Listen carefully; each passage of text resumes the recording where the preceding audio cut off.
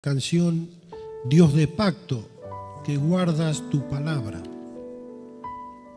Y estaba pensando en un versículo que todo se mueve en el mundo, aún el universo se mueve. Pero hay un versículo en la Biblia, en el Salmo 119, que dice: tu palabra, oh Dios, está fija en los cielos. Todo se mueve. Sin embargo, hay algo que va a permanecer, aún de que todo esto va a ser destruido, es la palabra de Dios. Y es por eso que debemos confiar en ella. Jesucristo dijo muchos pasajes que hablan de la revelación de Dios: tu palabra es verdad. El apóstol Pablo habló de la Biblia diciendo: toda la escritura es inspirada por Dios y es útil. Toda la escritura. Y vamos a ver en esta mañana algo que no es común, pero bueno, el Señor me puso este tema, los dos testigos. Eso está en Apocalipsis capítulo 11. ¿Y por qué esto? ¿Por qué esto? Porque dice también el apóstol Pedro: nosotros, los hijos de Dios, tenemos la palabra profética más segura, y a la cual hacer bien estar atentos, como una antorcha que alumbra en una noche oscura. Y debemos aprovechar esto. ¿Por qué debemos estudiar las profecías como hijos de Dios? Porque entre el 30 y el 40% de la Biblia es profecía, y nosotros tenemos la palabra profética más segura. Y Dios se molestó en un sentido en revelarnos todo esto a nosotros. Dios ha hablado muchas veces. Dios se ha levantado para decirnos, y nosotros debemos estudiar la palabra profética más segura. Ya la tenemos, ya está. Es como un mapa. Cuando pensaba en esto y también estudiando, muchas veces se habló de África como el continente negro, y yo pensaba así porque hay muchos negros en África, pero no era así, sino porque cuando se comenzó a hacer el planiferio, el mapa del mundo, o también el mapa del cuerpo humano, eso llevó muchos años, mucho tiempo de estudios. Los que hacían viajes en barco, los que hacían viajes caminando, midiendo las montañas. Y al principio solo se conocía todo lo que es, podríamos decir, la periferia, el contorno. Pero con el tiempo se comenzó a llenar esos espacios, y los mapas comenzó a tomar la forma de todo lo que había adentro. Así también es con el cuerpo humano. Dicen que este pintor muy famoso, a ver si me ayudan, en la época del Leonardo da Vinci, era amigo del Papa, o era medio pariente, y a él le permitían, cosa que en esa época no se permitía, hacer las disecciones de los cadáveres. Entonces él pudo ir dibujando parte del cuerpo humano, y así se fue completando. Y también la psiquis del ser humano, también los estudiosos van armando ese rompecabezas que ya existe. Entonces esto es importante entender así nosotros esta introducción, para ver que la profecía ya existe, ya está. Solamente tenemos que estudiar más y ir armando este mapa profético. Tenemos la palabra escrita, que es la palabra de Dios. Tengo varios papelitos, me voy a ver de aquí porque son muchos versículos, pero lo voy a ir leyendo de acá por cuestiones de tiempo también. Dice el apóstol Juan en su primera epístola universal 2:18, dice así: le escribe a la iglesia de todos los tiempos: ya es el último tiempo, y según oíste que el anticristo viene. Ya es el último tiempo, y estamos hablando 2000 años antes de Cristo. El apóstol Juan dice: ya es el último tiempo. Desde los días, nosotros marcamos la primera venida de Cristo, el cumplimiento de los tiempos de Dios, y desde la primera venida de Cristo hasta ahora, hace 2000 años, estamos viviendo los últimos tiempos. Lo que sí debemos diferenciar de los últimos tiempos del tiempo final. Bien, entonces debemos entender esto. Cuando la Biblia habla, y lo voy a leer a ver mejor, Primera de Juan 2:18.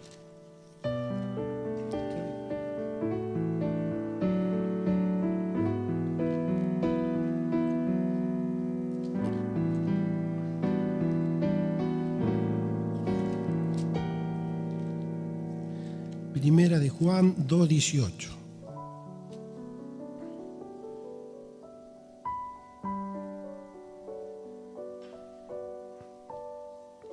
Hijitos, ya es el último tiempo, y según vosotros oíste que el anticristo viene. Así ahora han surgido muchos anticristos, por esto conocemos que es el último tiempo. En la Biblia hay que diferenciar esto también. Desde los días de la muerte y resurrección de Cristo ya está en acción el ministerio de la iniquidad, y ha habido muchos anticristos, muchos que se han opuesto a Cristo y que han pretendido ocupar el lugar de Cristo, pero debemos diferenciar los muchos anticristos del anticristo final, como debemos diferenciar los últimos tiempos del tiempo final. Cuando se habla en la Biblia del día del Señor, también todo esto sirve para entender un poco más. El día del Señor no es un día de 24 horas. El día del Señor es un evento, y que en la Biblia está marcada por los juicios del Señor que habla en Apocalipsis. Vamos a leer Daniel 9:27. El anticristo viene, y según oíste que viene, el pueblo de Dios, y principalmente los primeros judíos cristianos, ellos ya sabían, porque esto está en Daniel. El profeta Daniel habló de esto. Daniel, el siervo de Dios, estaba en Babilonia en el tiempo de Darío. Dice que él estaba leyendo las profecías de Jeremías y contando los años que el tiempo de volver del exilio se estaban cumpliendo. Y Daniel estaba orando y estaba ayunando, y un ángel de Dios le dice este pasaje, hablando del anticristo. El anticristo viene. Él hará un pacto firme con muchos por una semana, y a la mitad de la semana pondrá fin al sacrificio. Quizá estoy un poco enredado, pero quiero dejar marcado antes de esto algo. Nosotros somos la iglesia de Cristo. El evento más inminente, por eso inminente, que no hay tiempo, es que la iglesia de Cristo va a ser sacada afuera. Es como un secuestro, el rapto de la iglesia. El Señor mismo, con voz de arcángel, con trompeta de Dios, descenderá del cielo, y los muertos en Cristo resucitarán primero. Luego nosotros, los que hayamos quedado, seremos arrebatados juntamente con el Señor para recibirle en el aire, y estaremos siempre con Él. Y en un tiempo donde Dios, el Señor Jesucristo, va a tomar el libro de la mano del Dios Padre y va a desatar los sellos, ahí es cuando va a empezar la tribulación. Satanás no maneja nada, todo es el plan de Dios, y todo va según Dios lo ha establecido. Ahí va a comenzar la tribulación. Entonces vamos un poco ahí entendiendo, la iglesia no va a estar, pero nosotros debemos saber esto.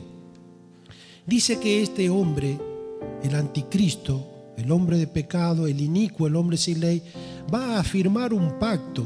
En el original va a forzar un pacto con muchos por 7 años. Una semana, 7 años. Traduciendo, no puedo entrar en detalle. Pero a la mitad de la semana dice que pondrá fin al sacrificio. Esto va a pasar. Esto es necesario entender para que leamos Apocalipsis capítulo 11. Y vamos a leer Apocalipsis capítulo 11, versículo 1.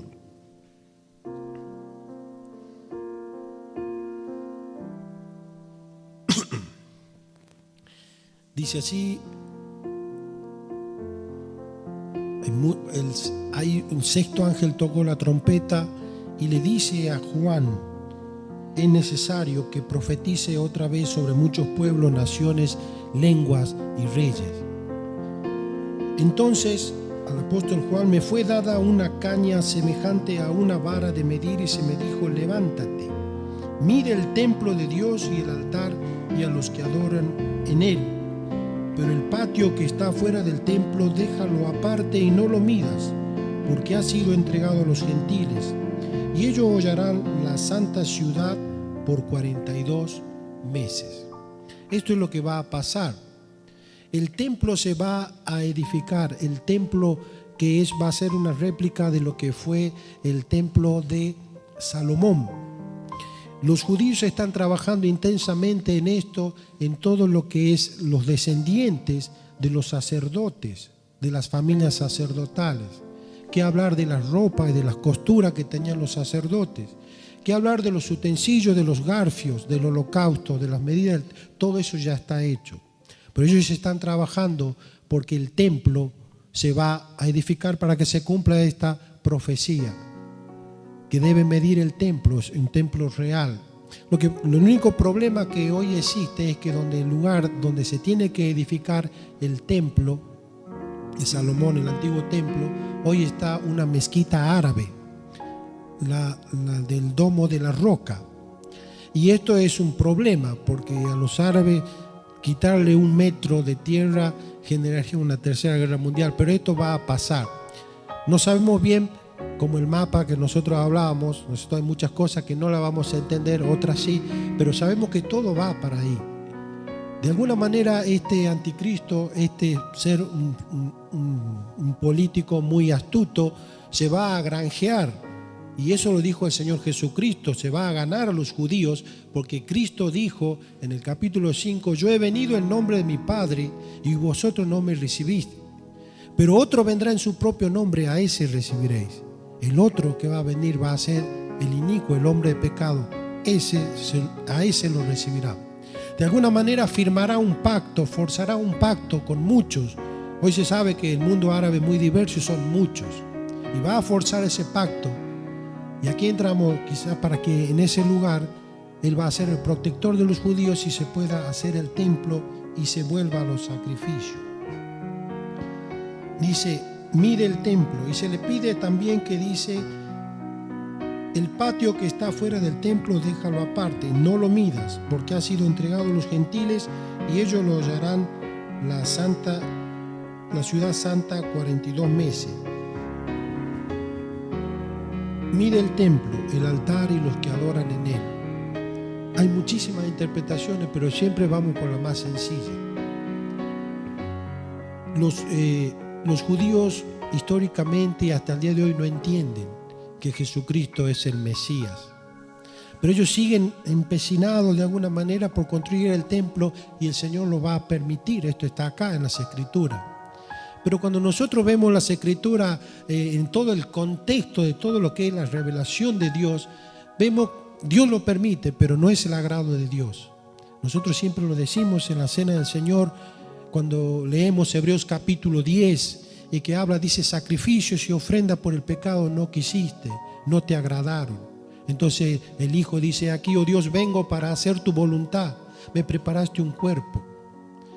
No pueden esos sacrificios que se ofrecían continuamente quitar los pecados, pero el sacrificio de Cristo hace 2000 años en la cruz ha quitado los pecados para toda la historia del hombre, toda la humanidad, y no hace falta más volver a esto. Sin embargo, los judíos van a volver a esto, y a veces no lo hacen de malo, sino quizás en la ignorancia en lo que Dios ha permitido. Pero habrá judíos sinceros que estarán adorando ahí en ese lugar y se volverán a los sacrificios y se volverá a ese tiempo, porque este ser va a firmar, el anticristo, el hombre de pecado, un pacto por 7 años.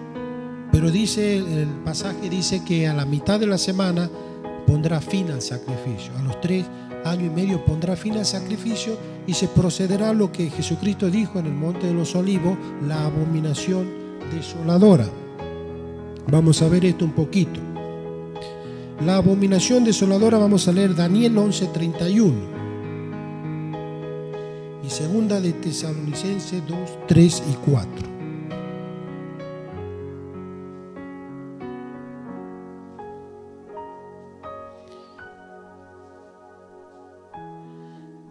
dice así: se profanará el santuario y se quitará el continuo sacrificio y se pondrá la abominación desoladora.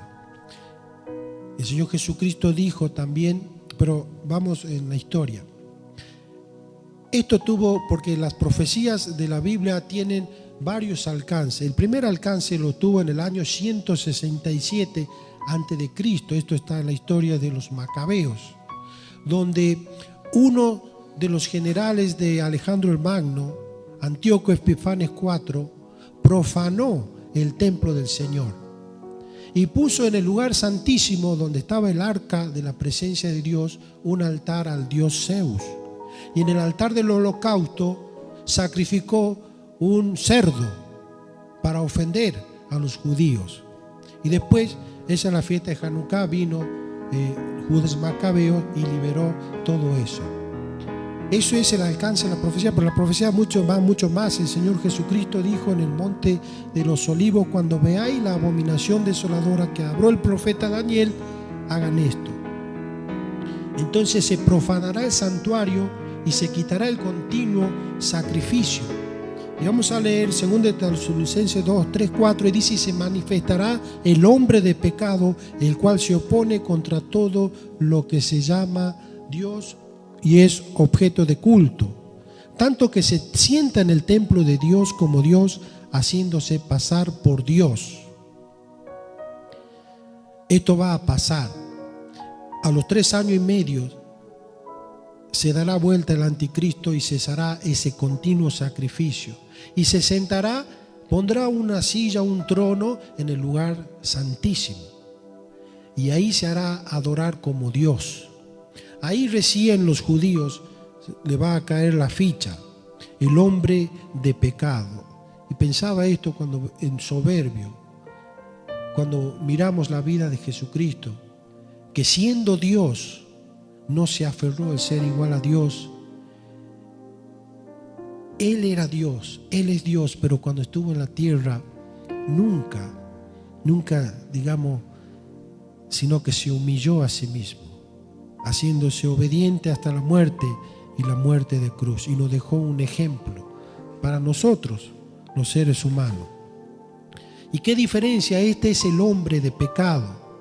Cuando nosotros pecamos, se acaba esta enseñanza, nos identificamos con el anticristo. Y no nos gusta, pero nos identificamos con el hombre de pecado.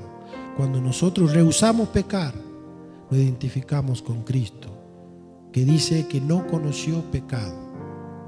Bien, pero esto va a pasar y el Señor no lo va a permitir. Si bien va a pasar, este hombre se va a ocupar el lugar de Dios y es como que él se va a salir con la suya. Pero el Señor dice, esta es la gracia de Dios: daré a mis 2 testigos que profeticen por 1260 días vestidos de cilicio. Muy probable que paralelamente a esto, donde este anticristo que ocupa el lugar de Cristo, se hace pasar por Dios y busca la adoración, ya que le pidió el soberbio al Señor Jesucristo: si tú te postres y me adores, yo te daré todo esto, sediento de adoración. Pero en esos 1260 días va a haber 2 testigos, que no son 2 hombres llamados por Dios, que tendrán el carácter profético de Elías y de Moisés. No dice que sean Elías y Moisés, la Biblia no dice nada, porque está establecido para los hombres que mueran una sola vez, aunque Elías no murió, pero después de esto el juicio. Moisés sí. Son 2 hombres, es la interpretación más lisa y llana. Estos testigos son los 2 olivos y los 2 candeleros que están de pie delante del Dios de la tierra. Si alguno quiere dañarlo, sale fuego de la boca de ellos y devora a sus enemigos. Y si alguno quiere hacerle daño, debe morir él de la misma manera. Estos 2 testigos tienen poder para cerrar el cielo, a fin de que no llueva en los días de su profecía, y tienen poder sobre las aguas para convertirlas en sangre, y para herir a la tierra con la plaga cuantas veces quieran. Si nosotros analizamos detenidamente, vemos que estos 2 hombres tienen un poder de Dios. y están vestidos de cilicio. Esto nos habla del mensaje que ellos traen. El mensaje que ellos traen es el mensaje que trajo Elías y que trajo Moisés. Estos dos testigos están protegidos por Dios porque el anticristo y todo el sistema y el gobierno anticristo están enfurecidos con él y lo quieren matar. Pero estos están predicando en la plaza de Jerusalén el mensaje que habló el profeta Elías. Todo el mensaje de Elías dice: vive Jehová, Dios de Israel. Todo el mensaje, el Dios a quien yo sirvo vive, y es Jehová, Dios. El mensaje de Moisés que confronta a Faraón le dice: Jehová, el Dios de Israel, me ha enviado. Y se presentan con Aarón. Estos dos están desafiando y diciendo: es un payaso el que está ahí. Sin embargo, pretenden la adoración. Pero no pueden ser exterminados. No pueden ser exterminados porque Dios los está protegiendo con un poder especial. Y si alguno quiere dañarlos, dice la textual, puede ser simbólico: sale fuego de la boca de ellos y devora a sus enemigos. Y si alguno quiere hacerle daño, debe morir de la misma manera. Y esto lo va a preservar por 3 años y medio y van a estar continuamente predicando el evangelio de Dios. El evangelio del arrepentimiento. El evangelio que predicó Jesucristo y que nosotros también debemos predicar: arrepentíos y creed en el evangelio. Vuélvanse a Dios. No adoren la bestia, no se dejen poner la marca en la mano ni en la frente. Y tienen poder para cerrar el cielo a fin de que no llueva en los días de su profecía. Y tienen poder sobre las aguas para convertirlas en sangre y para herir la tierra cuantas veces ellos quieran. Y esto, el poder que el Señor le da, es para que ellos estén predicando. Y algo que va a pasar también en ese periodo es que va a haber salvación. Hay muchos pasajes de Apocalipsis, pero tomo el libro de Joel. Vamos a ver Joel. ¿Estás aquí, Joel? Bien. Por algo le puse a mi hijo Joel. A ver, ¿dónde está aquí? Cuando nosotros estudiamos el libro del profeta Joel, voy a leerlo.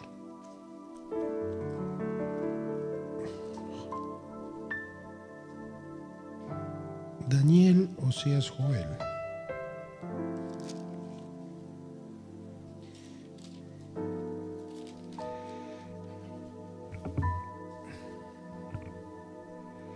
Palabra de Jehová que vino a Joel, hijo de Petuel. Oíd estos ancianos y escuchad todos los moradores de la tierra. ¿Ha acontecido esto en vuestros días o en los días de vuestros padres?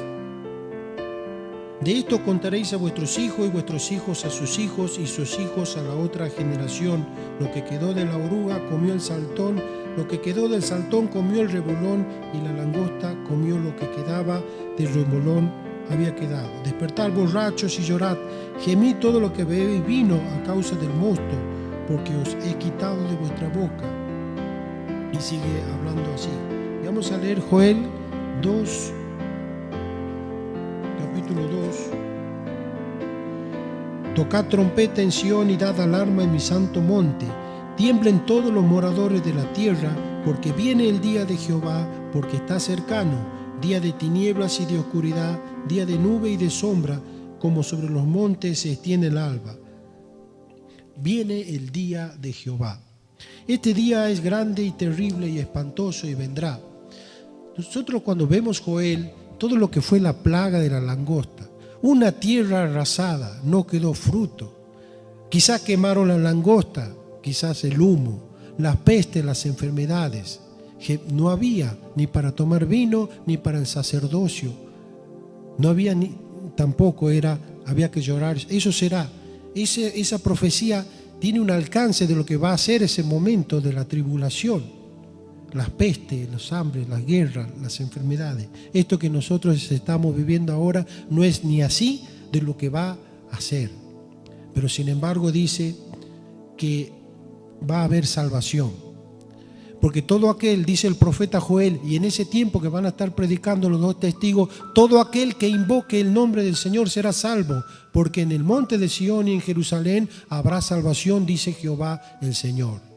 Y estos predicadores, más 144.000 judíos repartidos por el mundo, van a estar predicando el Evangelio de Jesucristo. Y todo aquel que invoque el nombre del Señor va a ser salvo.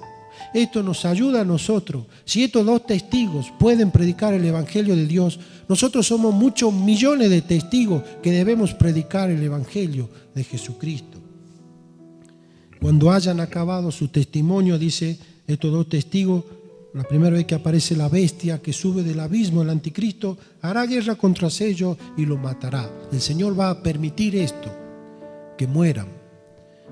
Solo es prerrogativa de Dios dar la vida y quitarla. Por eso estamos en contra del aborto. Por eso es una falacia de que el anticristo con una herida de muerte resucite. No puede resucitar. Es una mentira más, alguna triquiñuela de este hombre de pecado.